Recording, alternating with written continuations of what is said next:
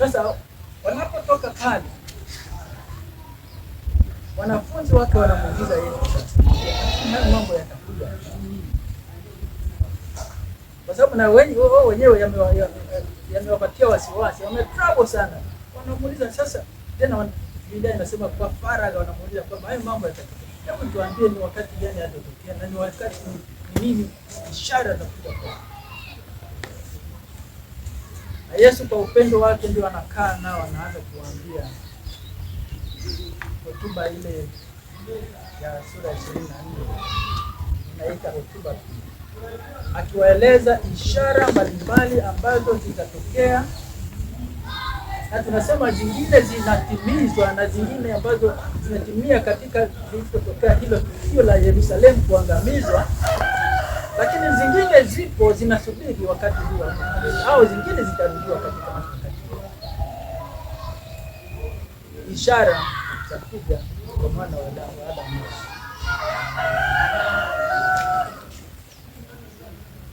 Siwezi kuzisoma zote, lakini sasa inapofika ile fungu la 37 ndio Yesu anawaambia, kwa maana vile ilivyokuwa siku za Nuhu. Walipomuuliza kwamba ni lini itatokea hizo na lini alama za kuja, ishara za kuja kwako, fungu la 36 anasema, walakini habari ya siku ile na saa ile hakuna aijuaye, hata malaika walio mbinguni wala mwana, ila Baba pekee ndiye anayejua. Kwa hiyo hakuna asiwepo mtu yote ambaye atakudanganya kuambia kwamba Yesu tayari ametokea kule. Wako mayesu wengi waliotokea, wengine Nairobi, wengine Dar es Salaam, wengine kule Nigeria. Mayesu wengi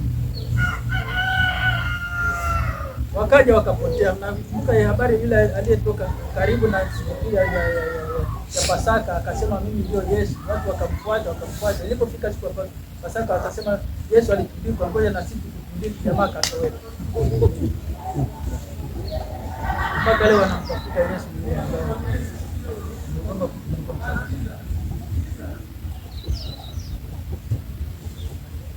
Kwa hiyo tusidanganyike ya kwamba Yesu ametokea huko, ametokea kule, na wala mtu asije akakwambia kwamba tarehe Disemba 2000 na ngapi dunia itafikia mwisho.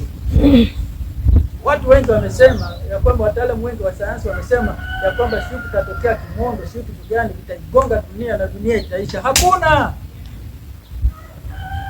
Ndio wanasema hakuna chini.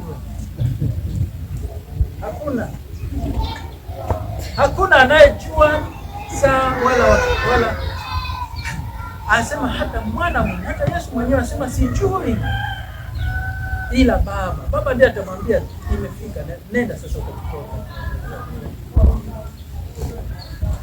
Lakini anachokisema ni kwamba fungu la 37, kwa maana kama vile ilivyokuwa siku za Nuhu, ndivyo itakavyokuwa kuja kwa mwana wa Adamu.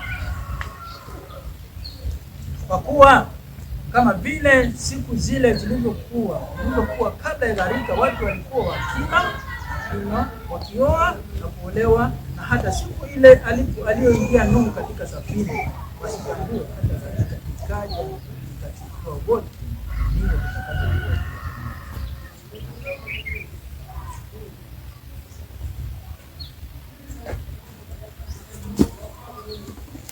Naomba ufungue katika Yuda sura ya kwanza fungu la 7.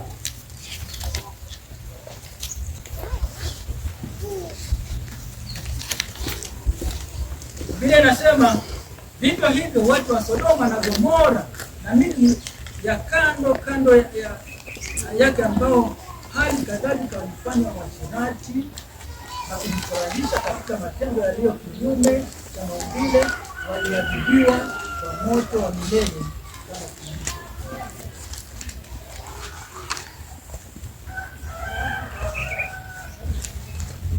kama mambo ya kutisha ambayo yalikuwa yanatokea katika kipindi kabla ya gharika,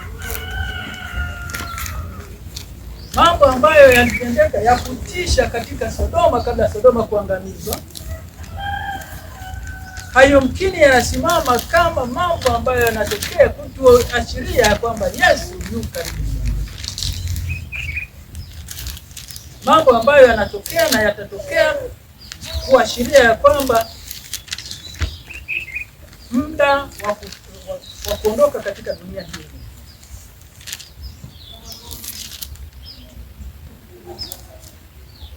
Na hivyo tunapoyashuhudia haya, tunatakiwa sisi kama wasafiri wa mbinguni walio makini kusimama na kusema muda umefika wa kujiweka wakfu kwa Mungu, ili kwamba mambo hayo yasitukumbe sisi, ama kwa kuwasapoti au kwa kushiriki. Kwa sababu kwa kuyasapoti au kushiriki ni kwamba tunatimiza sisi wenyewe, tunakuwa element za kutimiza huo, au tunasaidia katika kutimiza huo.